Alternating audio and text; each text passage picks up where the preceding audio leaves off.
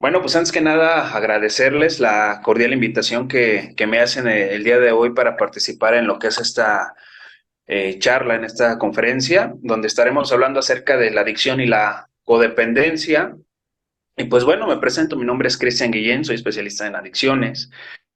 Y pues bueno, también dentro de las cosas que he realizado, pues bueno, tengo algunos diplomados en rehabilitación de adicciones, he cursado algunos diplomados y cursos también en lo que es el Centro de Estudios Superiores Monte Fénix, he sido parte de los centros de integración juvenil y he estado también colaborando en el Centro de Reincisión Social Cerezo Tula y en diferentes grupos de ayuda mutua o grupos de alcohólicos anónimos.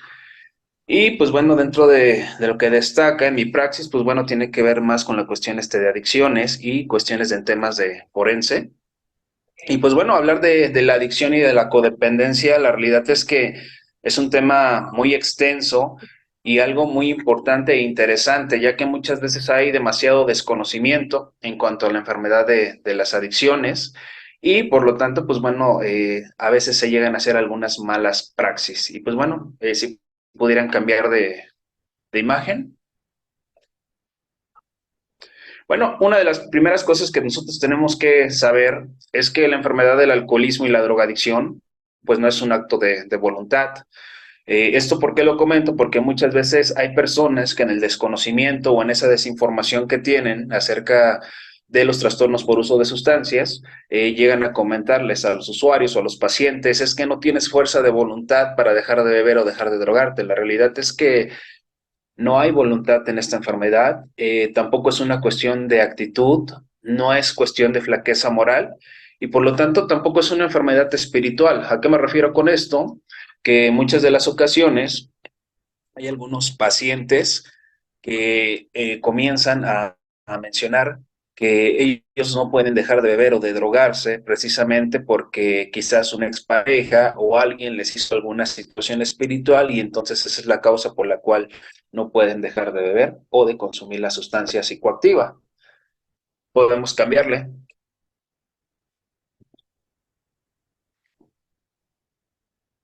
Y bueno, la palabra adicción viene precisamente del griego. La palabra a quiere decir sin dicción, sin lenguaje. Entonces quiere decir adicción, sin lenguaje, sin habla.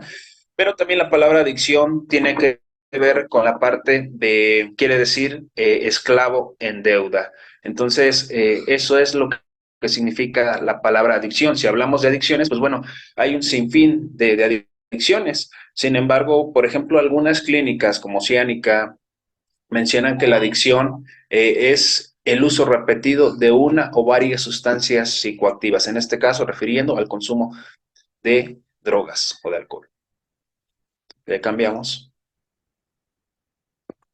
Y bueno, entendamos como tal que la adicción es toda aquella conducta que la persona utiliza para sustraerse de la realidad, que muchas veces le resulta nociva, ¿no? Es una manera de fugarse de los problemas o las situaciones que al alcohólico o al adicto le están incomodando o que le duelen. Y que bueno, la adicción se caracteriza por una obsesión y por una compulsión. Obsesión, entendámosla como lo mencionan los grupos de alcohólicos anónimos, como una idea fija en la mente, y la compulsión es esa parte de no querer parar o no poder parar. La obsesión es la manera de pensar que actúa a favor del adicto, y es decir, que justifica, minimiza y por ende, pues muchas veces lo lleva a la muerte. La obsesión es esa parte en que tú sabes que te va a hacer daño, que te vas a morir, pero aún así quieres consumir una sustancia. Es una idea que está ahí fija en la mente. Muchas veces justifica y minimiza el consumo y en esta parte, pues tenemos que decir que hay diferentes etapas de lo que es el consumo. Vernon Johnson decía que nadie se hace adicto a la primera dosis. Para que una persona se vuelva adicta tiene que vivir obviamente todo un proceso y a lo que me refiero en que justifica, minimiza, pues tiene que ver mucho en la cuestión donde, por ejemplo, el alcohólico dice que no es alcohólico, el borracho dice que no es borracho, el adicto dice que no ha perdido nada cuando ya perdió todo, incluso hasta la dignidad, ¿no? Entonces es cuando empieza a justificar y a minimizar parte de su enfermedad. ¿Le podemos cambiar, por favor?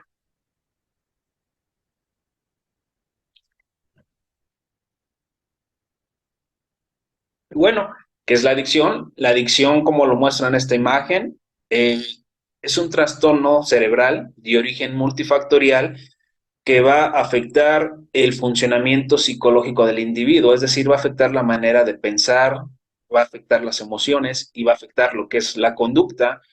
¿Y por qué menciono esto? Porque obviamente cuando una persona consume una sustancia psicoactiva, va a haber daños a nivel cerebral. Obviamente el alcohol y la droga afectan el sistema nervioso central y va a haber cambios debido al consumo de una sustancia. Es decir, si nosotros ahorita, por ejemplo, tomáramos, vamos, una hoja blanca o una cajita, por ejemplo, ahí que no utilicen. Y si nosotros la aplastamos, supongamos que esa parte de la cajita es nuestro cerebro. Y cuando el cerebro recibe una sustancia, obviamente va a empezar a deteriorar ese cerebro. Y si nosotros aplastamos esa cajita, ¿qué va a pasar? Obviamente va a sufrir cambios.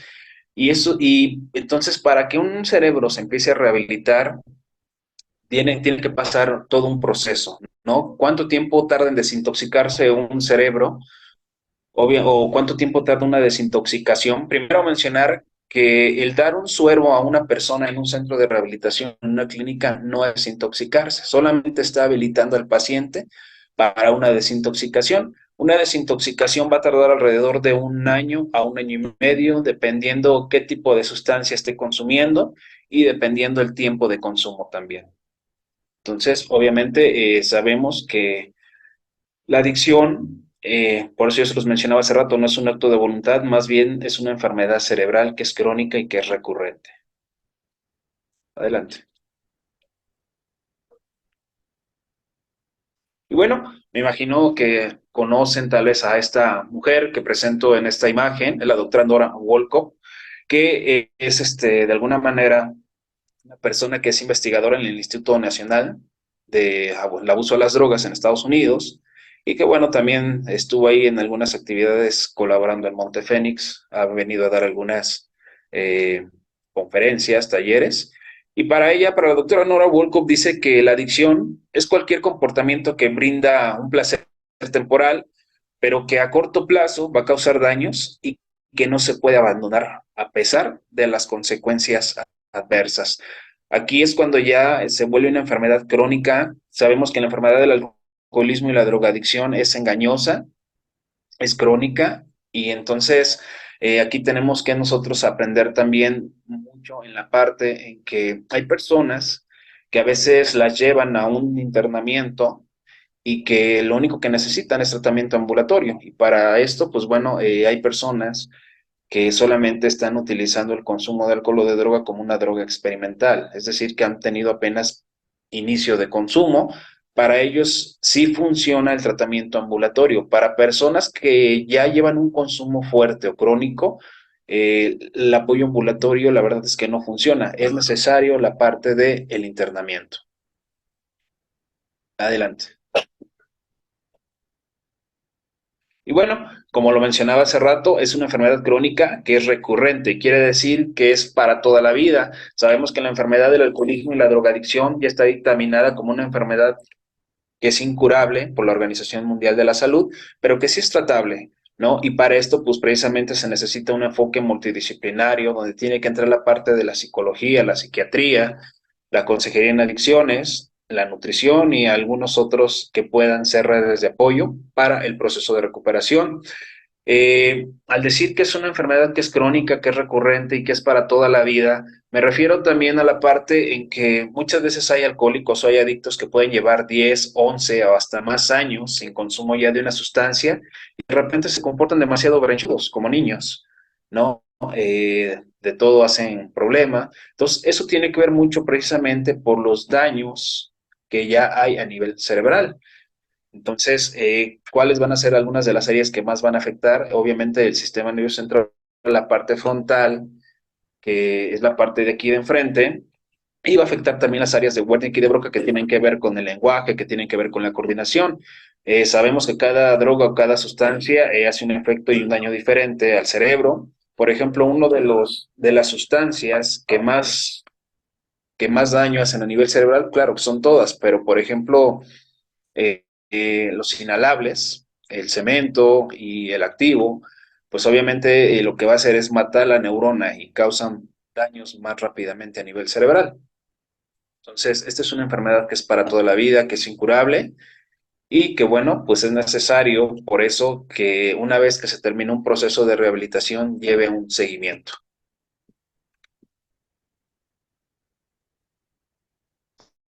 Y bueno, hablando de lo que es el trauma, eh, cuando el programa de Alcohólicos Anónimos dice que el alcoholismo o la drogadicción es un síntoma de males más profundos, prefiere mucho revisar la parte de la infancia.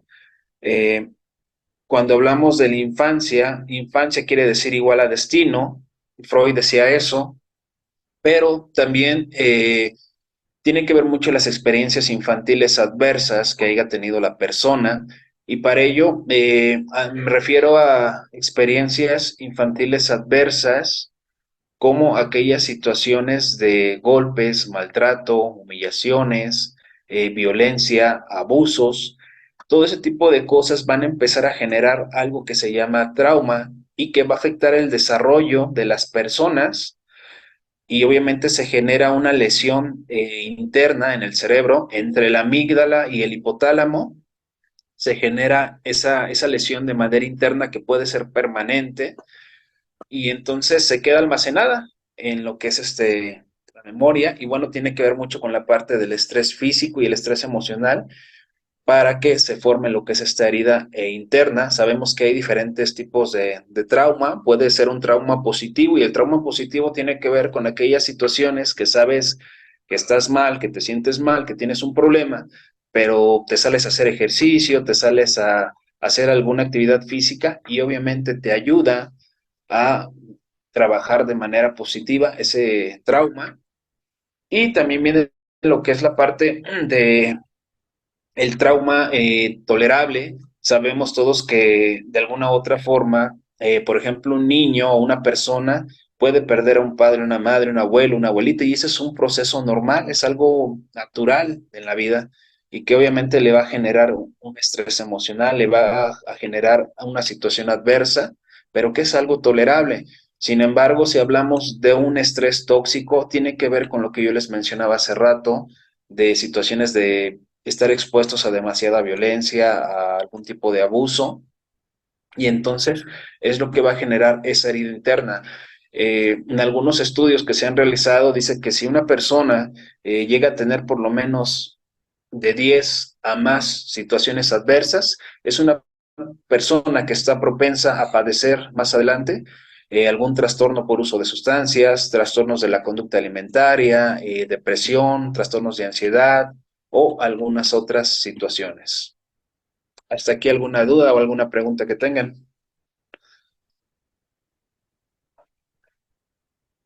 Nada. Bueno, pues podemos cambiarle a la imagen. Y bueno, dentro de lo que tiene mucho que ver con el consumo de alcohol y de drogas, sabemos que todos en nuestro cerebro tendremos algunas drogas naturales o neurotransmisores como la dopamina, como la serotonina, la oxitocina, que son drogas que produce nuestro cerebro. Dentro de esta imagen que les muestro, eh, viene precisamente algo que se llama hendidura sináptica, que es por donde pasan nuestros neurotransmisores. Entonces, la dopamina es una sustancia que está precisamente asociada al placer y al aprendizaje, ¿no? Si nosotros pensamos en algo que nos gusta, por ejemplo, algún chocolate, algo de comida, pues sabemos que nos va a generar placer, y todos tenemos algunas jerarquías cerebrales como la comida, como el sueño, como por ejemplo tomar agua, que son jerarquías que nos van a generar un placer, el sexo, pero que al introducir una sustancia psicoactiva, obviamente estas jerarquías cerebrales pasan a segundo término y el consumo de alcohol o de drogas un, se vuelve de alguna manera una jerarquía cerebral. Entonces, ¿qué es lo que pasa? Que el cerebro se llega a excitar, y entonces, cuando consumes una sustancia que es agradable, genera un estado placentero. ¿Cuál es el problema? Que solamente la primera vez que una persona consume una sustancia psicoactiva va a llegar a ese estado de éxtasis o a ese estado de high, como se le conoce, y que obviamente no va a volver a sentir el mismo estado de placer que sintió la primera vez que consumió una sustancia psicoactiva. Entonces, ¿cuál es el problema con esto? Que la persona cada vez va a necesitar consumir más drogas, cada vez más sustancia, para llegar al mismo estado de placer que obtuvo la primera vez. Y entonces es aquí donde nunca va a poder alcanzar ese estado que obtuvo la primera vez, y lo dice la misma literatura de Alcohólicos Anónimos, que muchos se van a morir en esa parte, va a llegar al grado de la locura y de la muerte por querer llegar a ese estado que sintió la primera vez que consumió una sustancia psicoactiva. Entonces, decíamos que la dopamina está relacionada al placer y al aprendizaje porque todo lo que nos causa placer se aprende, ¿no? Y entonces eso que se aprende se vuelve a repetir. Adelante. Bueno, y dentro de esta parte, yo les puse una imagen de un niño o de un adolescente. La encuesta nacional de adicciones nos dice que el consumo de alcohol o de drogas inicia entre los 11 y los 12 años de edad. Sin embargo, desde mi praxis, a mí me han llegado algunos niños a consultorio, atención psicológica, eh, con edades de 9 y 10 años de edad. Entonces, yo creo que es algo preocupante. Dentro de las drogas que más se están consumiendo en la actualidad, pues obviamente está lo que es el cristal, lo que es marihuana, y lo que es el fentanilo, que ya en algunas partes ya está, incluso aquí en Tula, en Hidalgo, ya está el fentanilo, está la droga esta llamada Tusi, que es una sustancia rosa parecida a la cocaína y que está elaborada a través de medicamento de caballo y de algún medicamento psiquiátrico. Y pues bueno, el fentanilo sabemos que es de uso médico. ¿Y por qué quise poner esta imagen de un adolescente, de un niño? Porque yo les decía hace rato acerca de la encuesta nacional. ¿Cuál es el problema? Que mientras más temprana edad empiece a consumir un niño o una persona alcohol o drogas, se vuelve más vulnerable a padecer una adicción a futuro. ¿Por qué? Porque como sabemos, nuestro cerebro termina de formarse hasta la edad de los 25 años. Entonces, imagínense un niño que está consumiendo drogas a la edad de 9, 10, 11 o 12 años, obviamente va a haber mayor daño a nivel cerebral y obviamente pues más vulnerable al consumo de una sustancia psicoactiva. Podemos cambiarle.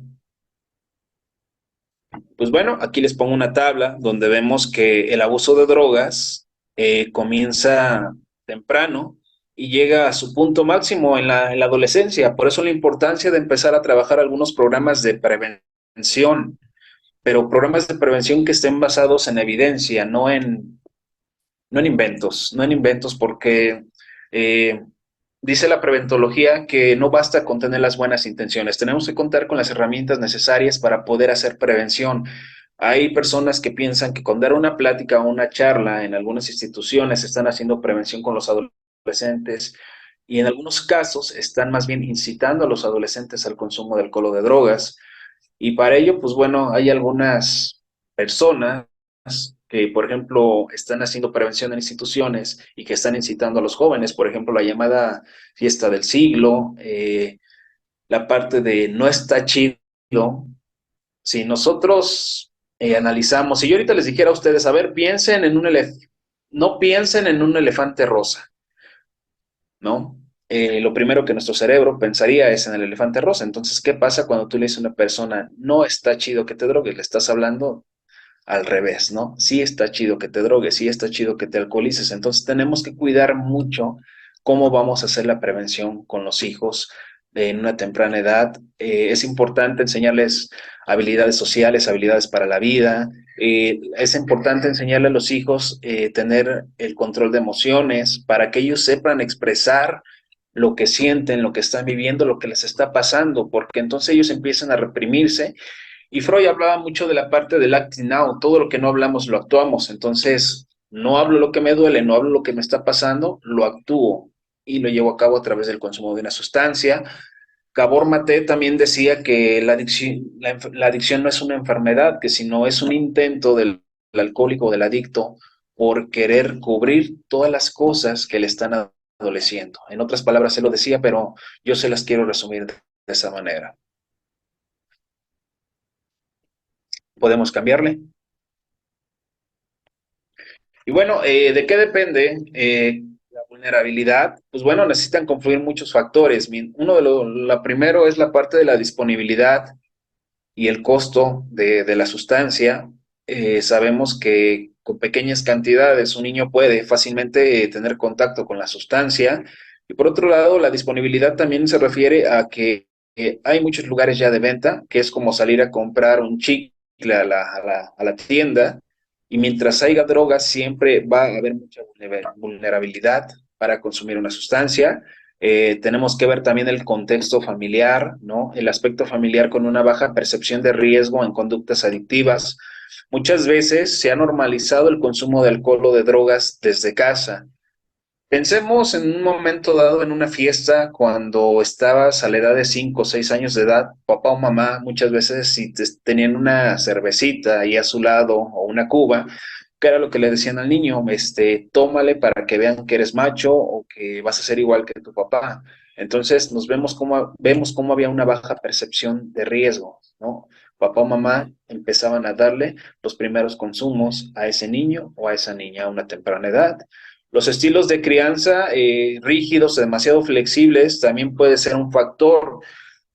Muchos niños que llegan a consumir sustancias psicoactivas, miren, un niño aprende a través de lo que ve, de lo que oye y de lo que percibe. Entonces, ese va a ser un factor también. Y si hablamos de la crianza, creo que ya en algún momento dado les hablaron de los estilos de crianza, de ser un padre autoritario, de ser un padre permisivo o ser un padre negligente, ¿no? O un padre democrático va a jugar un factor importante. Cuando eres un padre demasiado autoritario, puedes generar, lejos de respeto, temor y muchas veces el niño o la niña te va a obedecer en casa, pero al salir a la escuela, ¿qué crees? Va a ser otra persona diferente a la que te aparenta ser dentro de casa. Cuando eres un padre negligente, pues eres un padre que no que hay, donde hay mucho abandono psicológico hacia los niños. ¿Y por qué me refiero a esto? Muchos de los niños que llegan a consulta conmigo e incluso con algunos otros colegas, nos damos cuenta que la mayoría de los niños están viviendo abandono psicológico por parte de los padres, donde están cubriendo cosas materiales, pero están olvidando de la parte más importante, la parte afectiva, la parte de la escucha, la parte del estar. Y muchas de las personas que están en los centros de rehabilitación, si ustedes se dan cuenta, han hablado de esa parte, ¿no? Donde pueden tener la parte económica, la parte material, pero nunca hubo la parte de una escucha, de un abrazo, de la demostración de afectos. Entonces, un padre negligente, ¿cómo lo podemos ver? Cuando el niño le está hablando o platicando algo, pero papá o mamá está todo el día en el celular o en las redes sociales. Entonces, es ahí donde nos damos cuenta de esta parte, ¿no? El manejo emocional, las culturas permisibles, la presión social y la exposición constante a sustancias de abuso, lo que yo les decía hace rato, si dentro del hogar es un factor de riesgo, pues es muy probable que el niño o la niña más adelante empiece a consumir sustancias psicoactivas, porque empieza a normalizar ese tipo de conductas, ¿no? Si tú creciste en un ambiente donde papá, mamá, tíos, personas cercanas, había consumo de drogas, pues hay una muy alta vulnerabilidad para que el niño más adelante llegue a consumir una sustancia psicoactiva. Y pues bueno, en la actualidad cabe mencionar que una de las drogas o de las sustancias que más están consumiendo los niños en quinto año de primaria, sexto o secundaria, pues son los llamados vapeadores, que son los cigarros electrónicos, que no es vapor lo que están emitiendo, más bien es aerosol tóxico y que bueno, obviamente el cigarro electrónico es la puerta de entrada para el consumo de otras drogas debido a que hay algunos derivados del cannabis. ¿Podemos cambiar la diapositiva, por favor? ¿Qué caracteriza una adicción? Pues primeramente ver que hay una obsesión, tiene que haber un comportamiento obsesivo, tiene que haber un comportamiento compulsivo, tiene que haber una conducta autodestructiva y tiene que haber una conducta repetitiva, ¿no? Para que haya una adicción. Son algunas de las cosas que caracterizan a una adicción. ¿Podemos cambiarle?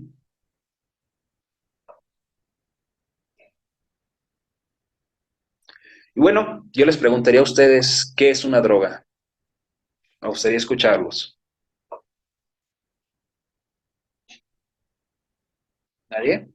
Pues bueno, una droga es toda aquella sustancia que va a cambiar el funcionamiento, que una vez ingerida va a cambiar el funcionamiento de una persona. Es decir, en la cuestión cerebral, en la cuestión del pensamiento, en la cuestión de las emociones. Entonces, una droga es lo que va a hacer, va a cambiar todo tu sistema.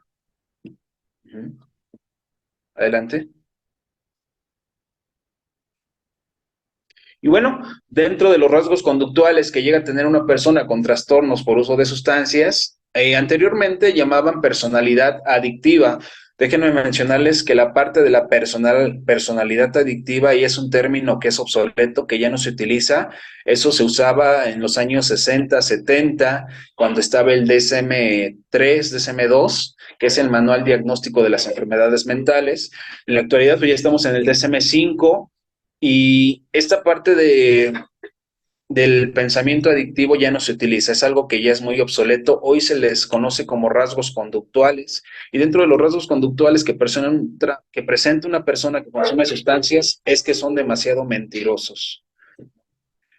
Por ejemplo, ustedes lo pueden ver en los grupos de ayuda mutua, que de repente si alguien dice que tuvo ciertas vivencias, el otro rato va a decir que él lo tuvo al doble. Entonces son demasiado mentirosos, son chantajistas, son manipuladores, son seductores. ¿Y seductores a qué me refiero? Por ejemplo, a la familia que le dicen para obtener algún beneficio económico, por ejemplo, les dicen a mamá o papá quién te quiere mucho, quién te ama, o les dan un beso, un abrazo a papá o a mamá con el afán de obtener una ganancia económica, ¿no? Son soberbios. Algo que tiene el adicto muy marcado es que es muy soberbio. Todo sabe, pero no sabe arreglar su propia vida, ¿no?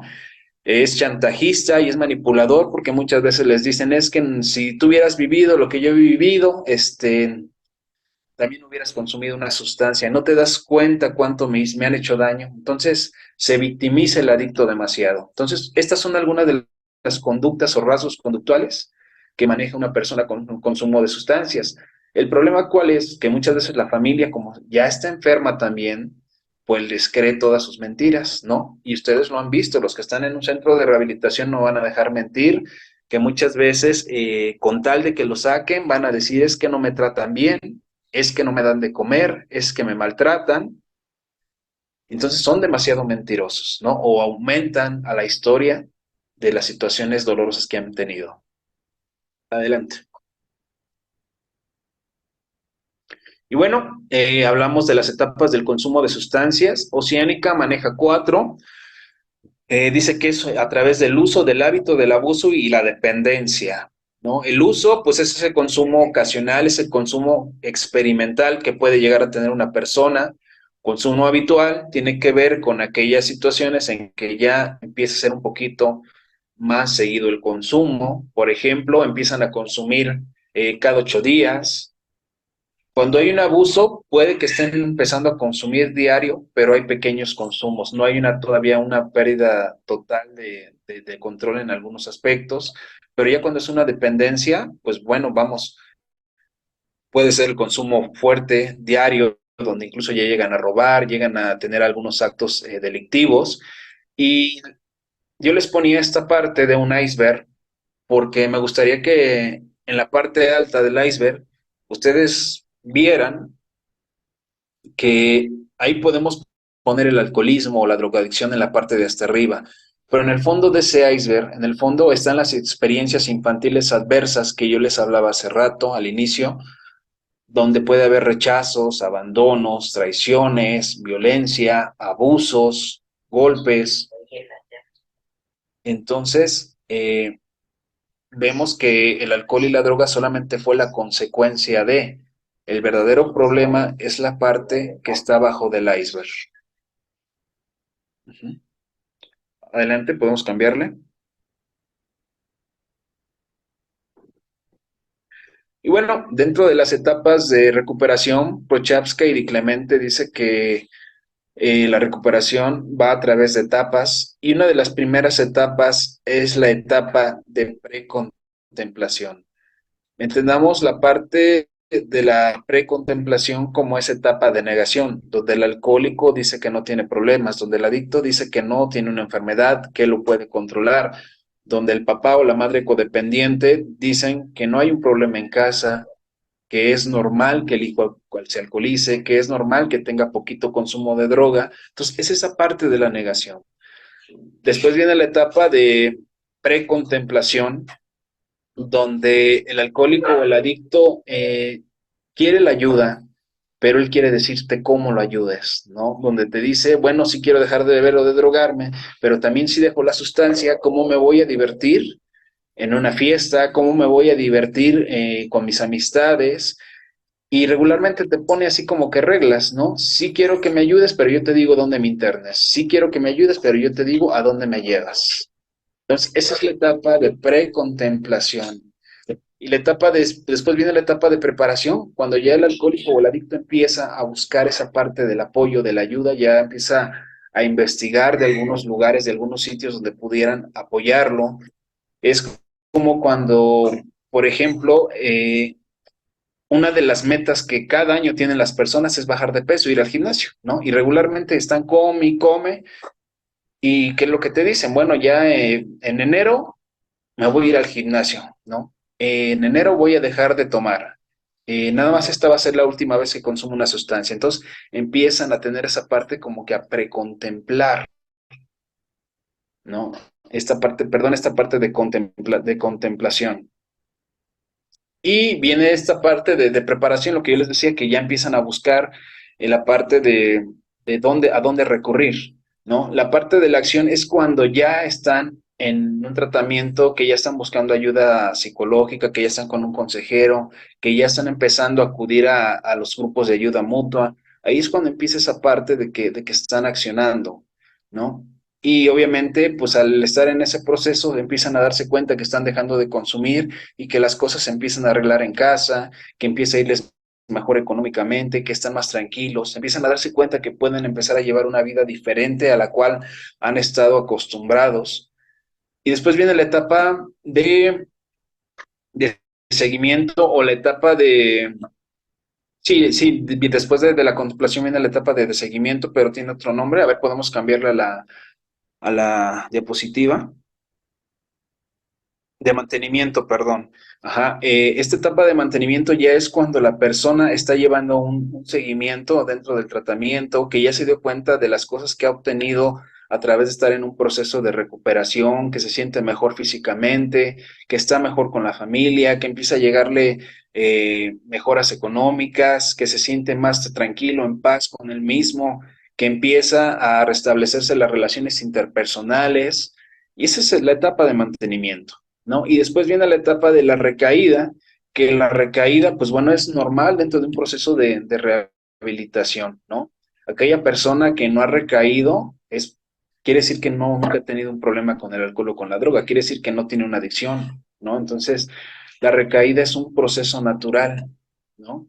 Aquí nosotros tendríamos que ver más adelante qué es lo que lo llevó a la persona a la recaída, pero hay algo que nosotros tenemos que tener muy en cuenta. Una cosa es violación a la abstinencia, otra cosa es reincidencia y otra es recaída.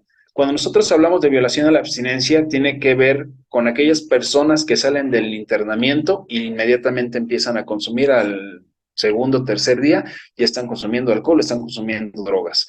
Cuando hablamos de reincidencia, empiezan las personas a tener pequeños consumos, ¿no?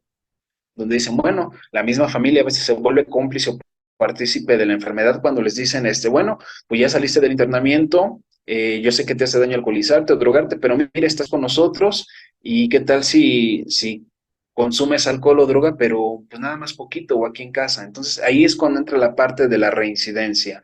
Cuando hablamos nosotros de recaída, para que haya una recaída, por lo menos tiene que haber estado un año de abstinencia a la persona. Si no, entonces no sería una recaída, sería una reincidencia o una violación a la abstinencia. ¿Podemos cambiarle, por favor? Y bueno, ¿qué es la recaída? Decía que la recaída es la aparición de signos y síntomas del trastorno por uso de sustancias después de lo que es un tiempo prolongado de abstinencia. a causa de una conducta intermitente o desapegada a las estrategias de recuperación. Y lo que les mencionaba hace rato, la reincidencia, son pequeños consumos, violación a la abstinencia, es cuando vuelves a caer en la conducta adictiva saliendo de un proceso de internamiento. Y bueno, también aquí reaparecen los reforzadores de la conducta disfuncional relacionados con la gratificación inmediata, que ahorita les voy a hablar un poquito de lo que es la parte del craving, que aquí se activa el sistema de recompensa, empieza la parte de la memoria a recordar aquellos momentos que fueron agradables a través de la sustancia y que muchas veces puede ser a través de regresar a ciertos lugares, de convivir con ciertas personas o de escuchar algún tipo de música, va a hacer que se active el craving y entonces va a venir la necesidad de querer volver a consumir una sustancia psicoactiva. Adelante. Y bueno, el craving, es lo que les mencionaba ahorita, es un deseo o una necesidad imperiosa de consumo y que su conducta de búsqueda de consumir psicotrópicos o otras sustancias implica la pérdida de control sobre el consumo. Entonces vemos que se activa esa parte del cerebro, del craving, y me hace querer volver a consumir una sustancia psicoactiva. Adelante. Y bueno, dentro de los factores que nosotros que tenemos que tener muy en cuenta, son los factores precipitadores. Entre ellos están los factores internos, que puede ser cuando la persona se siente sola, se siente vacía, siente que no tiene sentido dejar de consumir alcohol o drogas, cuando la persona empieza a sentir un vacío que nada la está llenando. Esos son algunos precipitadores internos. Cuando hablamos de precipitadores externos, tiene que ver con volver a frecuentar lugares o personas con las cuales se consumía una sustancia psicoactiva. Dentro de las sugerencias que les dan muchas veces en los centros de rehabilitación es precisamente no volver a tener contacto con las mismas personas, no frecuentar los mismos lugares. En algunos casos se les llega a decir incluso que por un tiempo necesario no deben de estar en redes sociales también, ¿no? Y si hablamos de los precipitadores sensoriales, tendría que ver mucho con esta parte de cuando una persona puede estar bien, puede estar en casa tranquila, pero de repente empieza a poner una canción de adolorido, por ejemplo, alguna canción de José José, la del triste, alguna canción que te recuerde, por ejemplo, un rape en algún bar que hayas estado, o alguna canción que te recuerde una relación que hayas tenido en el pasado. Obviamente te va a empezar a traer los recuerdos y va a empezar la necesidad de querer consumir alcohol o una sustancia psicoactiva. Entonces, por eso es importante que ustedes estén muy al pendiente de los factores internos, externos y sensoriales que se pudieran presentar, porque entonces aquí podría venir una recaída. Decíamos que la recaída es un proceso normal, natural, pero podemos prevenirla, ¿no? Y para ello es importante que por eso se realice un programa de prevención de recaídas que muchos centros de rehabilitación o clínicas pues no lo realizan, ¿no? Dentro de lo que es el centro de Monte Fénix, pues bueno, ellos llevan lo que es la parte de un seguimiento, ¿no? En el Centro de Rehabilitación Femenil para las Adicciones, Una Luz de Esperanza, nosotros trabajamos un programa de prevención de adicciones, donde se trabaja con el adicto, paciente, con el consultante, y se trabaja también con la familia, porque sabemos que la familia puede ser un factor protector o un factor de riesgo. Entonces, es importante por eso que la familia también acuda a terapia, porque la familia también está enferma. Adelante. Otros factores que pueden llegar a conducir a la recaída es precisamente esa promiscuidad sexual.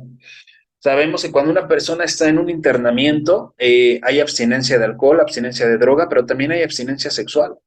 Entonces, muchos de los alcohol, de los adictos, o en este caso las usuarias, cuando salen de un internamiento, lo que las ha llevado muchas veces a la recaída es la promiscuidad sexual, ir a buscar a las parejas con las que vivían, ir a buscar a la pareja con la cual consumían. No es que la persona esté enamorada de la pareja, sino que el mismo consumo de la sustancia hace que haya una complicidad y entonces vuelven a buscar a la persona, ¿no? El no sincerarse en una tribuna también es un factor de recaída, ¿no? El hablar de las aventuras cantinescas más que hablar de las situaciones que realmente le están adoleciendo a la persona. El no apadrinarse o el no acudir con su consejero en adicciones también puede ser un factor de recaída. Lo que decíamos hace rato dentro de los rasgos conductuales, el ser soberbio y pensar o creer que ya se la sabe, que no necesita ayuda, que él se la puede llevar solo, puede ser un factor de una recaída. El no asistir a juntas, a terapia psicológica o con el psiquiatra, también va a ser un factor de recaída, ¿no? No leer y estudiar el programa de 12 pasos. Sabemos que la literatura de 12 pasos, más que para leerse, se hizo para estudiarse. Por ahí Montefénix tiene un folleto que se llama Las tareas del alcohólico y el adicto a las drogas, donde menciona 3 puntos importantes para la recuperación. La primera es que tiene que haber una abstinencia total. La segunda es que la persona tiene que estar acudiendo a su grupo de ayuda mutua por un tiempo prolongado. Y la otra es que tiene que empezar a meterse al estudio de la personalidad. En este caso, estudiar el programa de Alcohólicos Anónimos, estudiar el programa de los 12 pasos para poder llegar a un autoconocimiento de su enfermedad. El sentir que ya lo sabes todo también pues, puede ser un factor de recaída, ¿no? Son algunos de los factores que más frecuentemente se ven en los grupos y incluso la familia. Yo se los decía hace rato, a veces les empieza a decir a los usuarios o a las usuarias, ¿para qué vas? ¿Para qué vas a tus juntas si ya estuviste 3 meses, 6 meses o un año en internamiento? Yo creo que ya con eso es suficiente y entonces también ellos pueden ser ese factor de recaída porque le dicen al adicto, yo creo que ya con ese tiempo que estuviste internado ya fue suficiente. Sabemos que la enfermedad del alcoholismo y la drogadicción es progresiva, es progresiva y es mortal. Podemos cambiarle. Y bueno, dentro del consumo de sustancias psicoactivas, anteriormente las estadísticas decían que de 4 hombres que consumían alcohol, consumían tabaco, 2 mujeres estaban consumiendo alcohol o tabaco, y que en consumo de drogas, de 4 hombres, una mujer se estaba drogando. Déjenme decirles que en lo que respecta al alcohol y al tabaco, eh, ya estamos a la par, 4-4. Y en lo que es respecto al consumo de drogas, ha ido incrementando el consumo de drogas en la mujer. En el caso de la mujer, pues bueno, hay menos apoyo, hay menos ayuda. Y también es importante mencionar que el metabolismo de la mujer es muy diferente y obviamente causa daños más severos el consumo de alcohol y de drogas que en una persona que es un varón. Debido al metabolismo es muy diferente, hay más daños en la mujer, se ve más rápido el daño a nivel cerebral en la mujer que en el hombre. Y pues bueno, dentro de las usuarias que a mí me ha tocado trabajar en diferentes clínicas y centros de rehabilitación, el 90% de las mujeres refieren que han vivido algún tipo de abuso sexual en la infancia. Adelante. Bueno, y si hablamos del abuso sexual en México, se registra uno cada 310 minutos. Estaríamos hablando de que cada 3 horas y media más o menos se está registrando al día un abuso sexual infantil.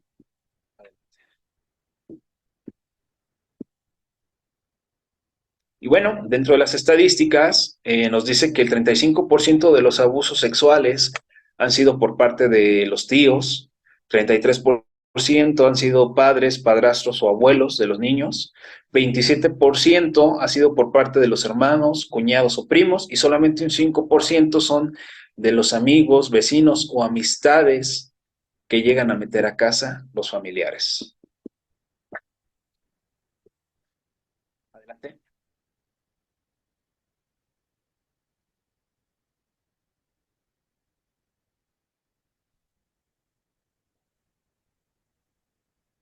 Podemos cambiar la diapositiva.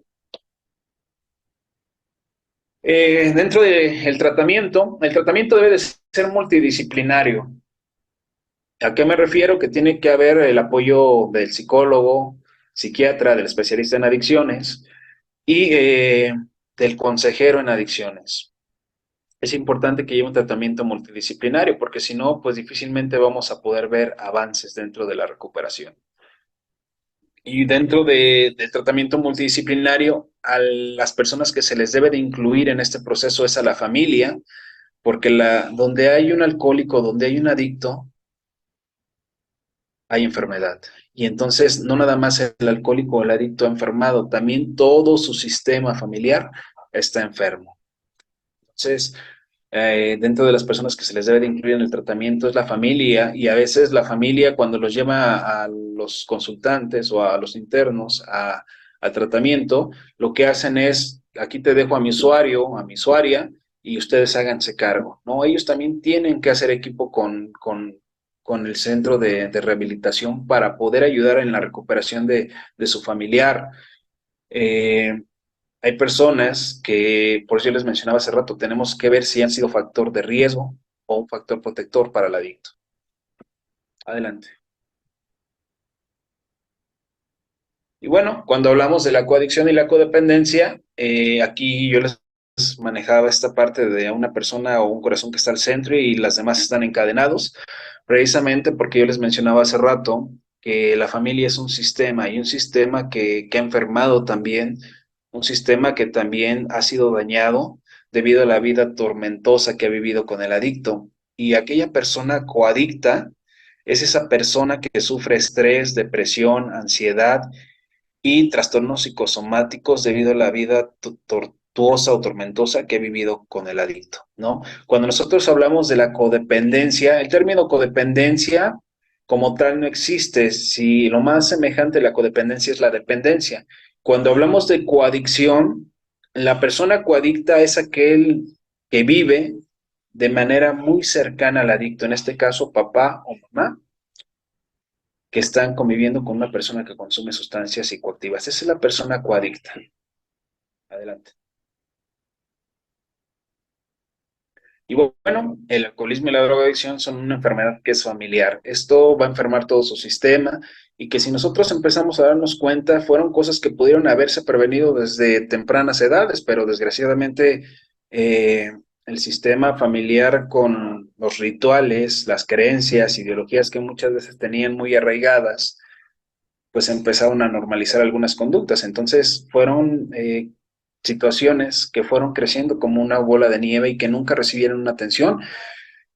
¿Y a qué me refiero con esto? Que bueno, muchos niños antes de consumir una sustancia psicoactiva llegaron a tener algún trastorno de ansiedad, algún trastorno de depresión, algunas conductas inadecuadas, pero que papá o mamá nunca se tomó el tiempo de ir a atención psicológica, a ver qué estaba pasando en el niño. Y entonces, cuando ellos llegan a tener un consumo con la sustancia, todo esto se incrementa y viene lo que le llaman la patología dual, donde hay trastorno depresivo y hay consumo de sustancias, trastornos de ansiedad y consumo de sustancias, ¿no? Entre algunos otros.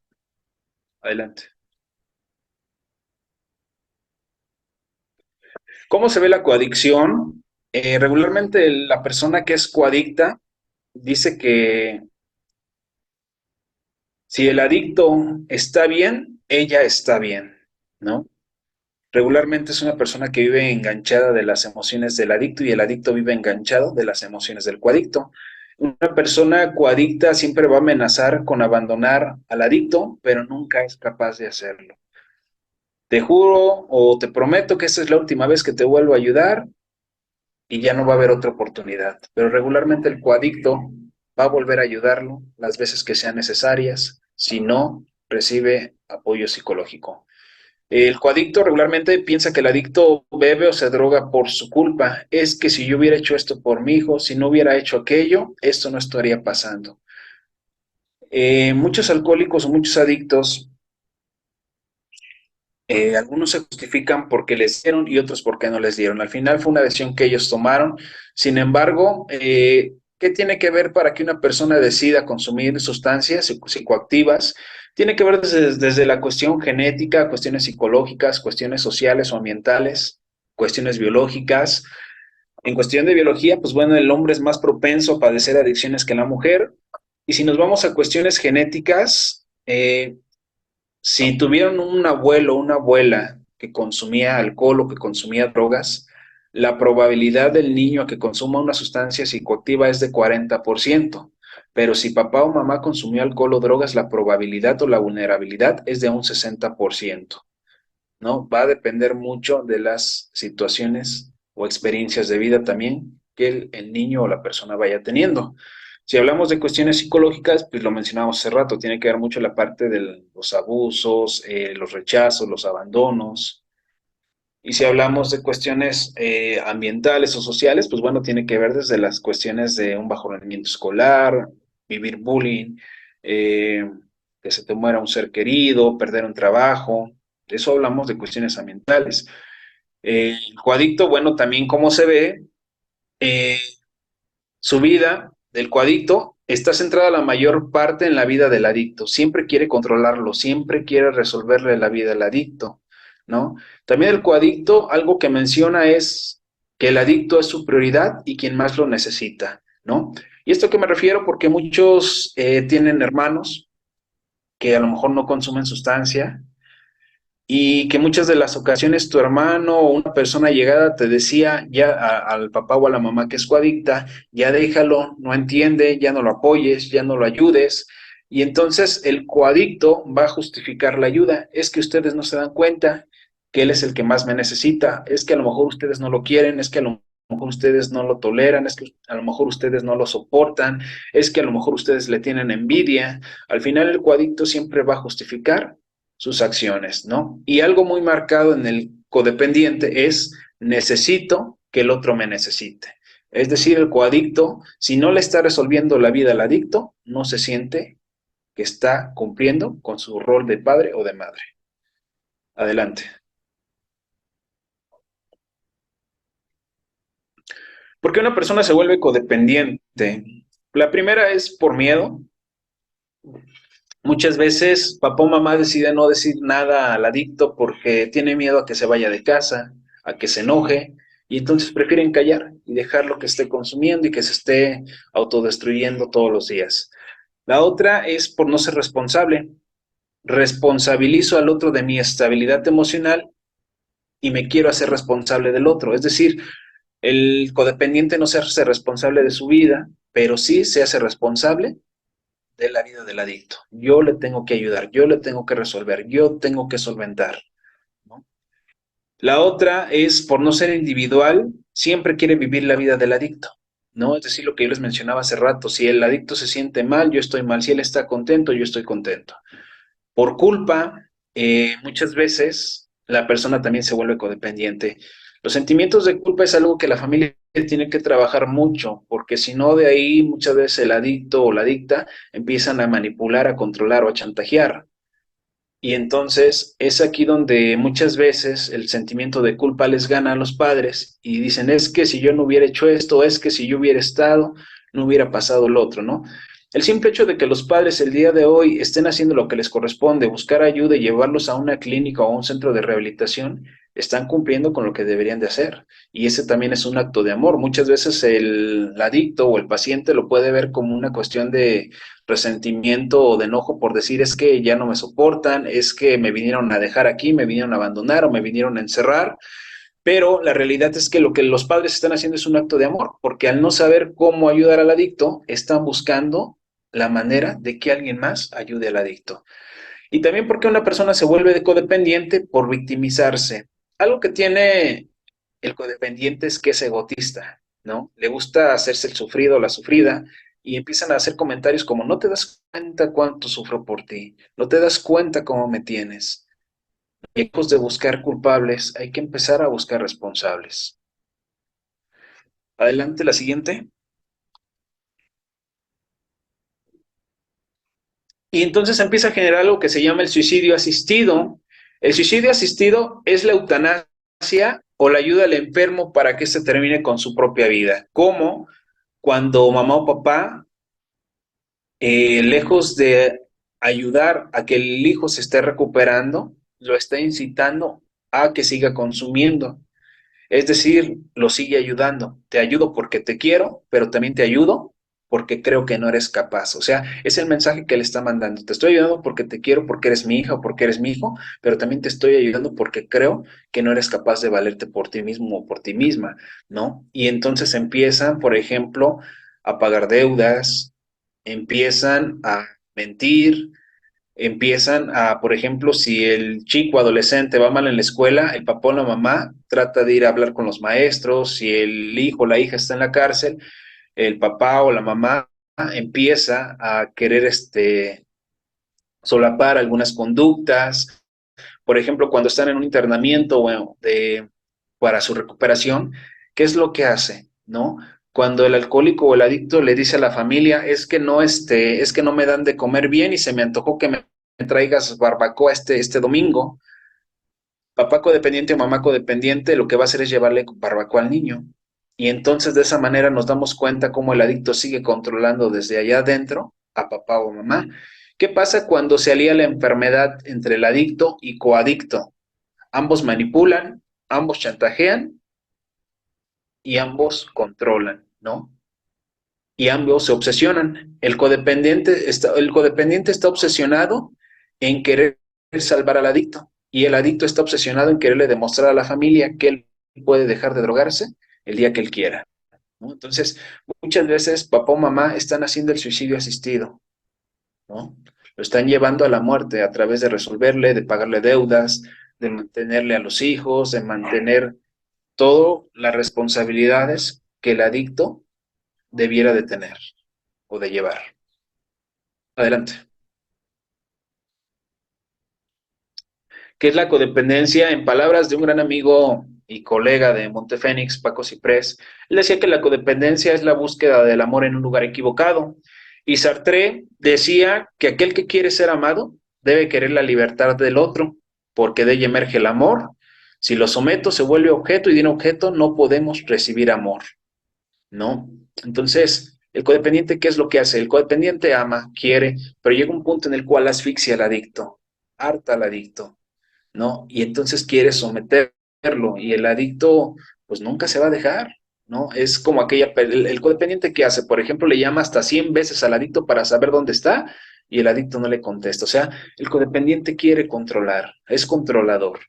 Y por eso es importante que la familia también acuda a tratamiento psicológico o que esté yendo a pláticas grupales que hagan dentro de un centro de rehabilitación para que ellos conozcan y se informen de la enfermedad y que ellos puedan dejar de estar ejerciendo algunas conductas que lejos de ayudar están perjudicando dentro del proceso de recuperación.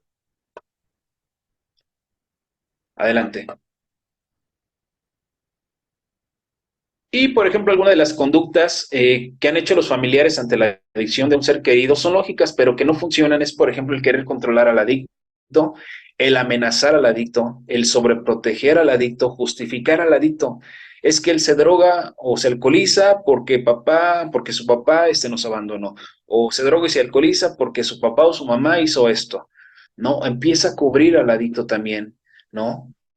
Muchas veces cuando el adicto empieza a robar, los primeros que les empieza a robar es a la familia, en casa, y cuando papá o mamá en el fondo saben que él es el que es el autor de esos robos, va a haber uno que lo va a cubrir.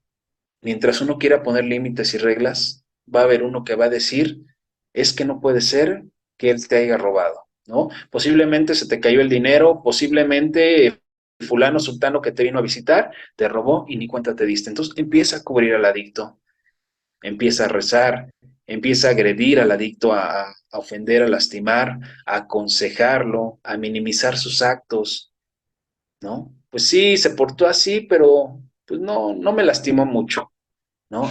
Sí golpeó a su papá o golpeó a su mamá o golpeó a sus hermanos, pero pues no pasó a mayores, ¿no? Empiezan a rogarle al adicto, cambia y haz las cosas diferente, empiezan a manipular al adicto. Son algunas de las conductas que la familia ha llegado a ejercer sobre el adicto. Entonces nos damos cuenta cómo todo el sistema está enfermo y necesita ayuda y mientras el familiar no reconozca que está mal, no va a haber progreso, no va a haber una recuperación. Algo que es muy importante es mencionar que lleva tiempo ser codependiente, pero también lleva tiempo recuperarse de la codependencia. Entonces tenemos que empezar a trabajar con eso. Adelante.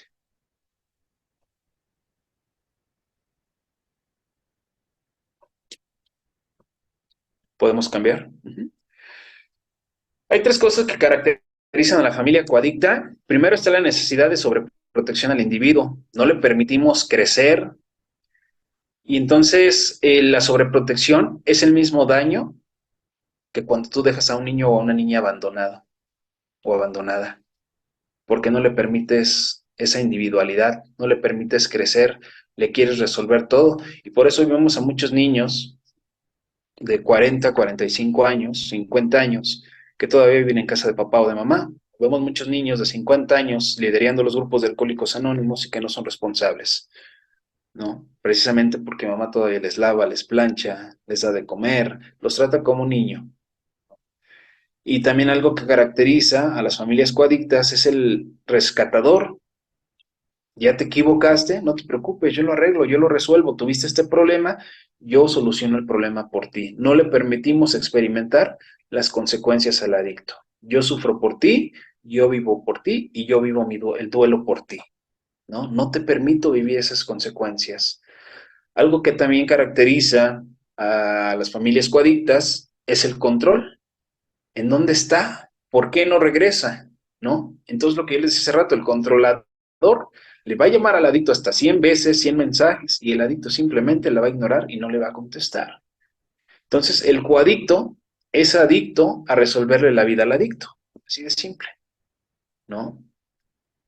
Entonces eso es algo que tenemos que tener muy en cuenta. La codependencia es muy dañina y mientras la persona no se dé cuenta, va a seguir cometiendo las mismas situaciones. Y a nosotros dentro de las clínicas o dentro de los centros de rehabilitación nos va a entorpecer el trabajo, porque sabemos que una persona que ha consumido alcohol o ha consumido drogas durante años, en 3 meses no va a ser suficiente para la recuperación, pero a veces como llegan muy mal por el consumo de cristal, descalcificados, demasiado flacos o flacas, a través de la alimentación empiezan a reponerse, ¿no? Y entonces llega la primera visita a los 20 días, al mes, por parte de la familia, y entonces el adicto empieza a manipular y a chantajear, a decirle, ya me siento bien, ya estoy bien, yo creo que ya entendí, con este mes que estuve aquí internado fue suficiente, te prometo que voy a cambiar. Y entonces la familia lo primero que te dice, pues es que dice que ya entendió, que ya está bien y ya lo vemos bien repuesto físicamente, entonces yo creo que ya está bien para irse a la casa, ¿no? Entonces nos damos cuenta y las personas que están aquí, que son a lo mejor directores de alguna institución o que trabajan con adictos, no me van a dejar mentir, a veces es más complicado trabajar con la familia que trabajar con el mismo usuario, porque la familia se vuelve una piedra de tropiezo para la recuperación del usuario a través de este tipo de conductas. Lo que yo les decía hace rato, el adicto es muy mentiroso, es muy manipulador, es chantajista, ¿no? Tiende mucho a, decía Jung, que tiene una dualidad de la personalidad, ¿no? Donde muestra una cara y realmente es otra persona. ¿Podemos cambiarle? Y bueno, dentro del tratamiento que debe de haber en los centros de rehabilitación, tienen que ser tratamientos que estén basados en evidencia, que cuenten con sostén científico. Y algo de lo que tenemos que cuidar mucho en las clínicas y en los centros de rehabilitación es no trabajar con pseudociencias. ¿A qué me refiero con pseudociencias? Se le denomina así a un conjunto de declaraciones, supuestos métodos, creencias o prácticas que sin seguir un método científico reconocido y validado, se presentan falsamente como científicos o basados en evidencia. Esto es muy importante que lo tomen en cuenta las clínicas y los centros de rehabilitación, porque me ha tocado ver muchos que trabajan con pseudociencias y esto hace, de alguna manera, que se pierda credibilidad en el tratamiento y que obviamente no haya una confianza. Entonces tienen que ver que las personas, los psicólogos que tienen trabajando en los centros de rehabilitación, estén trabajando con cosas que tienen evidencia científica, porque si no, esto les va a restar a ustedes credibilidad, ¿no? De repente hay personas, no digo que sean malos algunos colegas, simplemente que no están preparados en temas de adicciones y piensan que es muy sencillo y la realidad es que no, es complicado trabajar con adicciones, es complicado y se tiene que hacer un programa de prevención de recaídas y se tiene que llevar un seguimiento.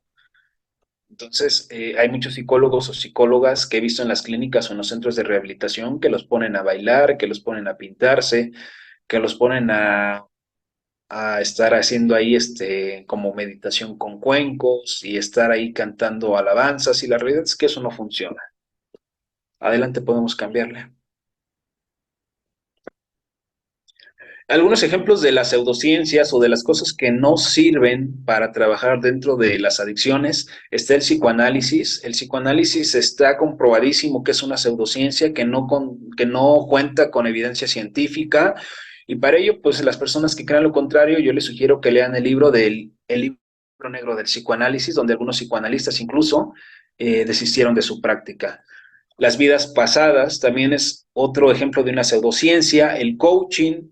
Los coaching ha habido mucho problema porque quieren meterse en todo. En España incluso ya han estado demandándolos porque precisamente están utilizando el prefijo neuro para hacerle creer a la persona que cuentan con evidencia científica. Y la realidad es que no. Las constelaciones familiares tampoco funcionan dentro del tratamiento de adicciones. El Reiki tampoco. La ayahuasca tampoco funciona como un set de tratamiento para adicciones, ni para depresión, ni para ansiedad, ni para nada de eso. Al contrario, aquí en México no hay ninguna persona que esté certificada, ni aún en Estados Unidos que esté certificada para llevar este tipo de tratamientos que, vamos, pudieran llegar a tener alguna cuestión de psicosis. Y bueno, la verdad es que ninguna persona o un chamán o un guarache uchi va a a estar capacitado para a través de este tipo de tratamientos dejar de consumir una sustancia. Al contrario, ¿no? También los cigarros electrónicos, lo que yo les decía, no funcionan como tratamiento para dejar de fumar. Al contrario, las personas se vuelven fumadores duales. La hipnosis también es otra de las cosas que no cuentan con evidencia científica, trabajar el niño interior, y esto les comento porque me ha tocado ver incluso muchos psicólogos, colegas que están trabajando con esto y la realidad es que no cuentan con evidencia científica. La programación neurolingüística tampoco es algo que yo recomiende para el trabajo de adicciones y tampoco las flores de Bach. Una cosa es sentirte bien y otra cosa es estar bien, ¿no? Y las pseudociencias lo que hacen son nada más, son un efecto placebo, de manera momentánea me hacen sentir bien, pero sé que no estoy bien. Adelante. Bueno, dentro de los modelos de tratamiento más efectivos para trastornos por uso de sustancias o trastornos adictivos, está la terapia cognitivo-conductual, está la terapia de aceptación y compromiso, la terapia sistémica familiar, que yo les decía hace rato que es muy importante que se incluya a la familia dentro del tratamiento, el análisis funcional de la conducta. ¿A qué me refiero con esto? Porque cada paciente es diferente, cada historia es diferente y cada quien tiene que llevar una intervención diferente. Tenemos que analizar todo el contexto. Incluso cuando hay una recaída, tenemos que analizar todo el contexto de qué es lo que lo llevó a la reincidencia o a la recaída. El programa de prevención de recaídas es muy importante. Técnicas de mindfulness también es muy importante nos sirve como una estrategia para trabajar adicciones. El, la terapia sistémica familiar, ya se los comentaba yo hace rato. El modelo Minnesota, que lo primero que hace es ver el alcoholismo como una enfermedad primaria, donde se incluye la terapia individual, la terapia grupal, donde también pues incluye el programa de 12 pasos de Alcohólicos Anónimos que ha funcionado, que tiene 89 años de vida y que el día de hoy la verdad es que también ha sido muy funcional como una herramienta para la recuperación. El modelo de Hassendel pues también va de la mano con el modelo Minnesota y ambos, de ahí es de donde sale el modelo Las Flores, ¿no? Montefénix, son los modelos que son más efectivos para lo que es tratamiento de adicciones y para aquellos que son psicólogos, psiquiatras o que son consejeros en adicciones, yo les recomiendo mucho este libro de la doctora María Sexius Froxan, este, que se llama Análisis Funcional de la Conducta Humana. Yo les decía hace rato, cada caso es diferente, cada historia es diferente, entonces tienen que llevar un tratamiento diferente. No todos son las mismas situaciones y tenemos que también pues analizar que no haya esta parte de la patología dual. Podemos cambiarle. Y pues bueno, esta es pues mi presentación. Este es mi número de teléfono. Pues yo me he dedicado a dar lo que es psicoterapia individual, grupal y terapia de pareja. He dado algunas conferencias y talleres en diferentes instituciones, cursos. Esa es mi página de Facebook. Y en el Centro de Rehabilitación Femenil para las Adicciones me ubico en la calle Justo Sierra número 6, Colonia Jalpa, aquí en Tola de Allende Hidalgo. Eh, eh, y pues bueno, donde me encuentro es en el Centro de Rehabilitación Femenil para las Adicciones, Una Luz de Esperanza. Estoy colaborando en algunos centros, otros centros de rehabilitación.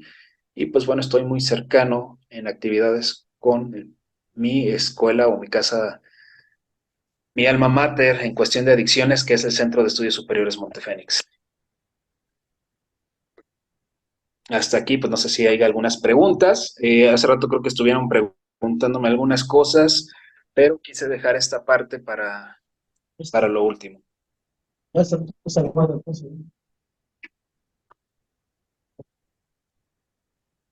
¿Lo cierro aquí o así lo dejo?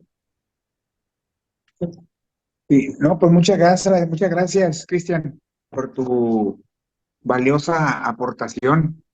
La verdad, sin duda, muy buena información, muy interesante y muy bien explicada también para poderla comprender, ¿verdad? Entonces, te agradezco mucho la atención, ¿verdad? Que has tenido con mi persona y en este caso con nuestra organización.